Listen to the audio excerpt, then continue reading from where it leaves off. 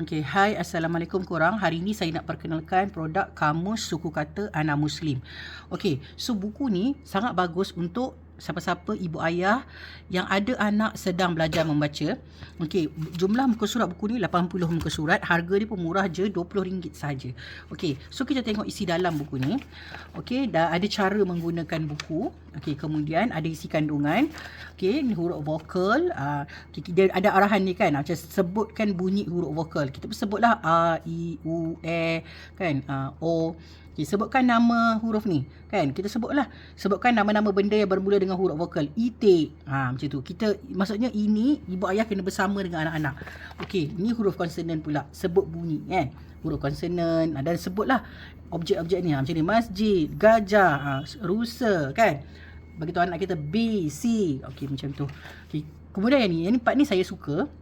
Sebab suku kata KV ni kita boleh baca dengan anak kita.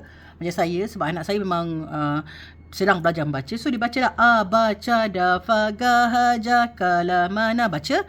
Okay, kemudian saya suka dekat sini. Okay, ba, pa. Nampak? Dia dah belajar suku kata kat sini. Kemudian dia belajar perkataan yang suku kata di sini. Bapa, baca, dia baca. Kan? So anak saya dia suka. Kemudian yang ni ada bergambar. So yang ni dia dah pandai yang bergambar, yang kena tak bergambar pula.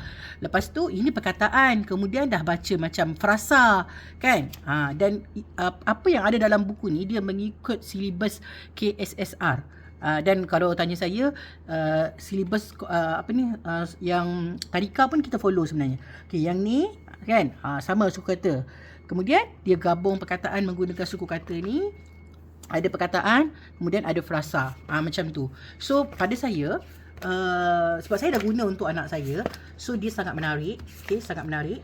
Sebab dia ada gambar warna-warni. Anak saya dah baca sampai sini dah. Ni KV-KV kan.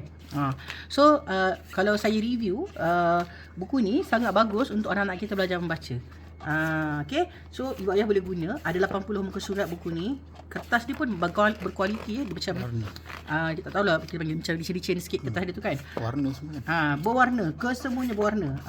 Kemudian kat hujung sekali ada Kamus Melayu Jawi. Ni bonus lah dia bagi kat kita. Dah pandai baca, boleh bagi yang ni untuk anak kita baca pula. Okay, so sangat bagus buku ni. Ibu ayah dapatkan sekarang, harga tak mahal, RM20 sahaja. RM20 sahaja. Okay, sangat bagus, berkualiti. Saiz B5, 80 muka surat.